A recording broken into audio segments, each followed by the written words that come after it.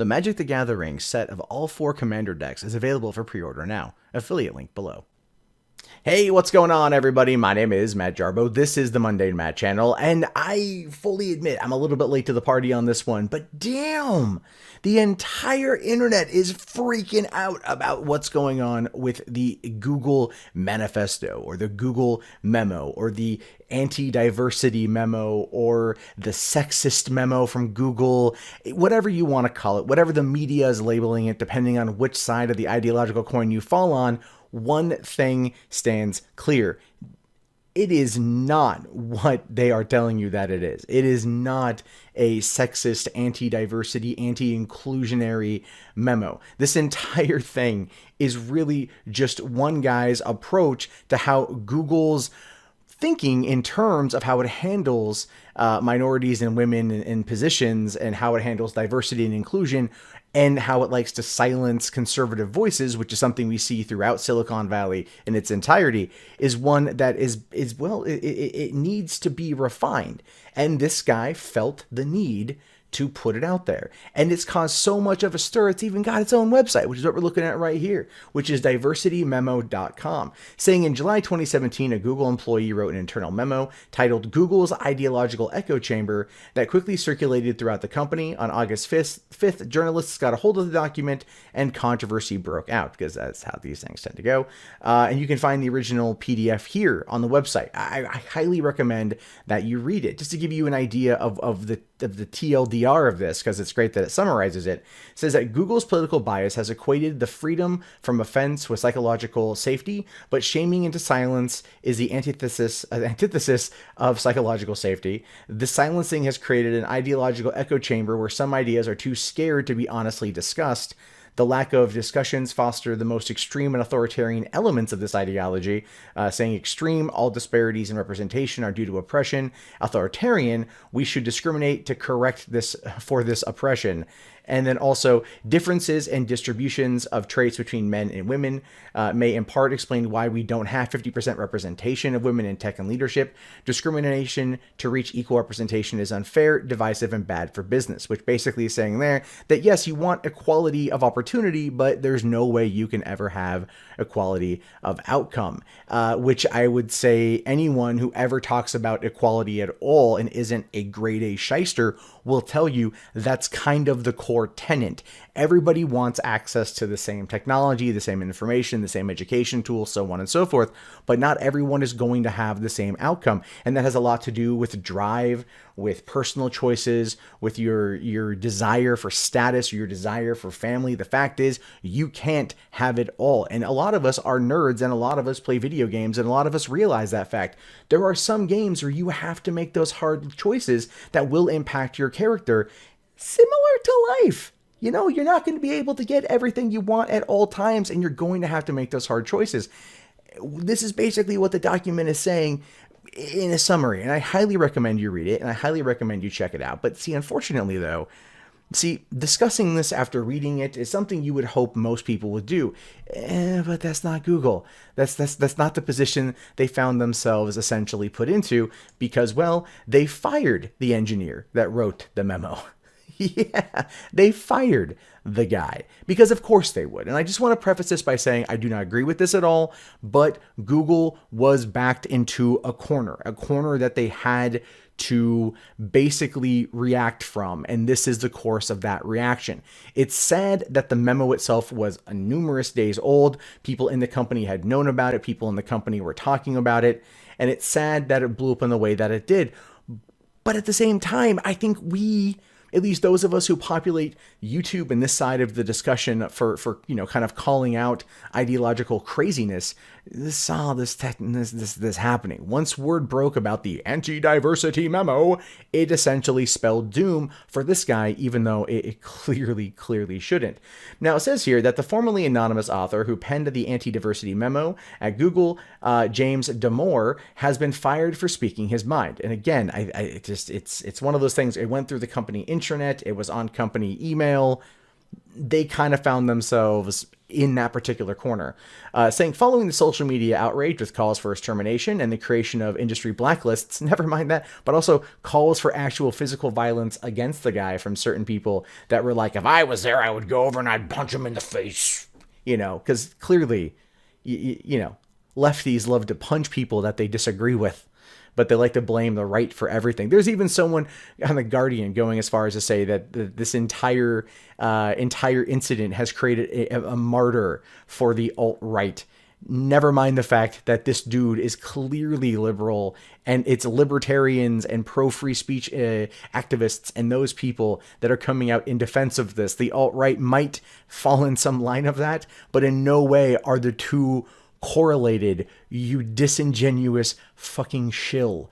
Anyway, Google CEO Sundar Pichai released a company-wide notice stating that the senior engineer violated the company's code of conduct, and he has since confirmed that dismissal. In the memo, Damore called the tech giant's diversity initiatives as an ideological echo chamber and advocated for diversity of ideas and meritocracy, something that, believe it or not, if you are a proponent of free speech, if you are a proponent of actual true equality, you would want things based upon merit versus just given based on the color of your skin or your gender, whether it is assigned at birth or something you pick yourself off of a fucking Cheerio box. That's the point I'm trying to get to, is you cannot sit there and ask for equality and not give it in kind. That's not how equality works. It's a two-way street for a reason. Now, he suggested that the basic psychological variances can explain the lack of women in certain sectors of the industry.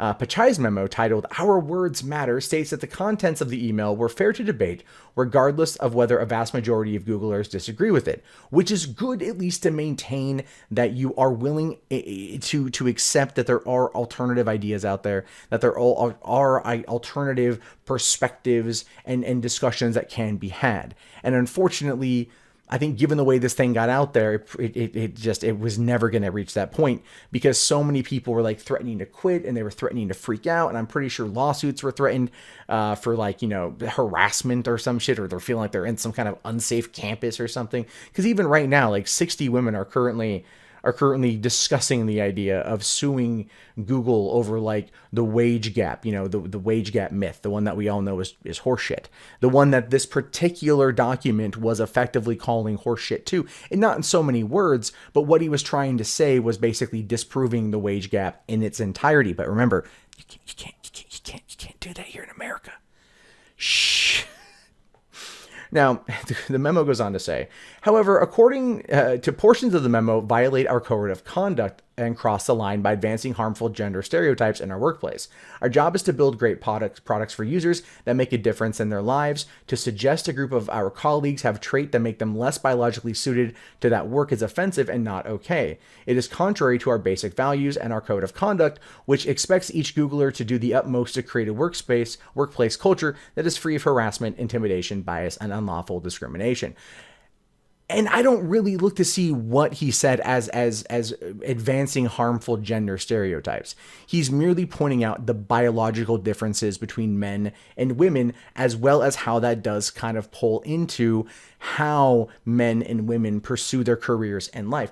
If you look at what he says that men have a drive for status. Women have a drive to help others. That conflicts. Men will work the long hours. Not saying women won't do it, but men in this pursuit of status, in this pursuit of power, which is how a lot of people who are men identifying as biological or other, basically view their status in this world. They have to be kind of like either the alpha dog or the peak. They have to be in these positions.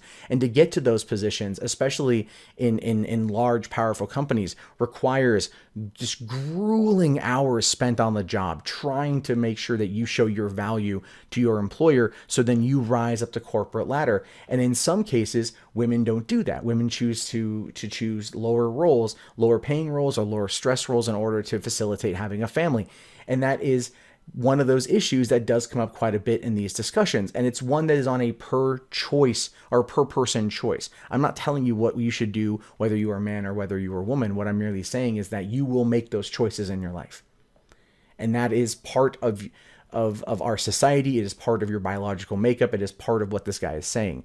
And again, it's in no way attacking one person or another, saying you cannot do one thing or another. It's pointing out that these are variances between the genders, between the sexes, that basically separate us. And that's not a bad thing, but it's understanding how they work in congruence with one another. And maybe it's some aspects of Google, it gets overturned, it gets one, in this case, what he's basically saying is kind of like there's safe spaces for women and people of color at Google, but conservative viewpoint is ousted out the damn door. How is that fair? Is essentially what he's trying to say. And I think even the CEO here basically kind of gets that. He understands, but he had no choice but to fire him here. Damore's emails become radioactive for Google, but with many within the company also calling for repercussions, because of course they do. The Daily Caller viewed evidence of multiple internal emails showing conversations between various senior engineers demanding retribution for the memo's contents and circulation. And they were. I've read those emails myself. They very much were like, just beating the chest and wanting some, retribution, like WWE style, to come down and smack this dude's ass. And again, it's pretty funny. Even threats of physical violence were called upon. You know what I mean? Like that is like the entire. It's so funny to see them react this way. It's like some person published this 10-page document with charts, with graphs, with sources cited, all of these things, who also apparently happens to be a PhD or have a PhD in biology. So it's not like not like your standard Tumblr user, which claims to have a PhD in turtlekin, even though it's something they just printed off of a website. This guy actually went to school and he understands these things. Very similar to how Brett Weinstein from Evergreen State College, who also teaches biology, spoke out against that type of, discriminatory actions with the day of absence booting white people from campus, and how he found himself in the center of that particular controversy. And you can see that when the left's ideology is challenged, when everything they hold dear is challenged with data and facts in a way that's not being treated as an attack, but more of like just a discussion point, they have to twist it, they have to weaponize it as being something that is inherently evil in order for them to continue pushing their extremely bigoted views. I don't think there's any other way around it. Bloomberg reports that Damore was fired after internal discussions, as multiple employees supported firing him for airing his views. The senior engineer confirmed his dismissal in an emailed the publication. And so you got that. So the question is, what's going to happen to him now, to Damore now? Well, according to Zero Hedge, he says here, I have a right to express my concerns, and he will pursue legal action, as well as being given a job offer from Julian Assange and WikiLeaks. And this is, by the way, the gentleman right here, James Damore. He is currently going to be pursuing legal action against Google. Now, I have no idea whether or not he'll be able to succeed in that. He flat out said multiple times in his document that, he's not attacking anyone, that he's very much for diversity and inclusion, but he wants how it's handled to be treated differently, and using sources and reasons and everything to back it up. And he may actually find himself in a situation where you've got where he might actually come out on top. And if he wants to go work for WikiLeaks, which I wouldn't fully recommend at this point, they're kind of iffy in terms of their trustworthiness, but hey, I mean, it's a job offer, and, it might get you out of Silicon Valley, which right now you're probably persona non grata in. But what would other scientists say about what James put out there? We already know what the regressive leftists said. They want their torches, their pitchforks, they want to storm the castle, burn the witch, maybe do a little bit of light flogging, some tar and feathering, maybe a beheading or two, and then move on with their toxic ways and everything else. But what would an actual scientist say? Well, over on the Quillette, they actually interviewed 4 people, one of whom is a woman, and this is basically what she has to say about this. This is Deborah W. So. She's a Toronto-based science writer who has a PhD in sexual neuroscience from the University of York. Her dissertation used 4 types of neuroimaging, including structural and functional MRI, to investigate brain differences associated with sexual orientation, paraphilias, or unusual sexual interests, and hypersexuality. This woman knows her shit when it comes to this, and she's from Toronto. She's from Toronto, the Canadian hotbed of social justice activity. Well, she says here, within the field of neuroscience, sex differences between men and women when it comes to brain structure and function and associated differences in personality and occupied preferences are understood to be true because the evidence for them, thousands of studies, is strong. This is not information that is considered controversial or up for debate. If you tried to argue otherwise or for purely social influences, you'd be laughed at. Now, this is an actual neuroscientist.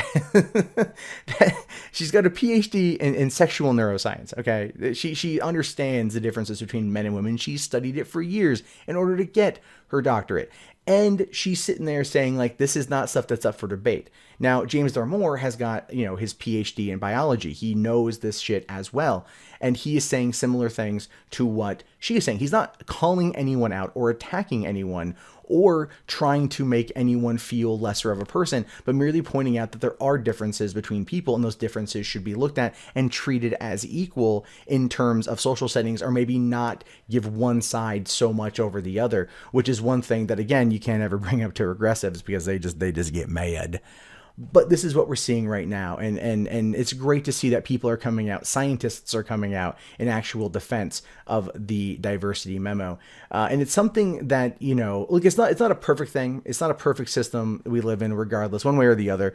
Nothing's ever going to be perfect, but you cannot sit there and preach about diversity and inclusion and equality and not actually practice what you speak. And when someone steps up to speak about these issues in a way that's using science and facts and information, and then to be treated as such, threatened as such, and then fired, it really shows you that companies like Google really don't care much about this particular situation. And I know for a fact, I know very well that I'm posting this video to YouTube, a Google-owned company. The likelihoods of this being demonetized or my account being taken down or striked, or given a strike as a result of this are probably pretty high. But I would rather risk it in order to get this information out there to my audience, those of you who didn't know about this or wanted to get a little bit more information about this, than not, because we as an internet community, and I don't want to say skeptics because I don't like the skeptic community TM, but we as people who are maybe free thinkers or just thinkers in general, those who want more knowledge, more information, and want to fight back against the ideological crazies out there, regardless of whatever hovel they crawled from, we need to know more about this in order to be able to further speak up and combat the nonsense and the insanity. And I hope that the pushback on this is much, much louder than what Google expected. So maybe they can stop for a second and go, holy shit, we really fucked up. Well, that wraps up the video, guys. Thank you so much for hanging out with me today and giving it a watch. If you guys would like to support the channel, please give it a thumbs up, comment below, share it around, subscribe, hit the little bell for notifications so you're up to date on all the content this channel releases. If you'd like to help out during the adpocalypse, you can do so with Amazon affiliate links in the beginning of the video. There is Patreon. $1 from everyone would go a really long way right now, as well as also Bitcoin and PayPal. Thank you guys very much. My name is Matt Jarbo. This is the Mundane Matt channel. I'll talk to you guys later. Have yourself a great day. Peace out.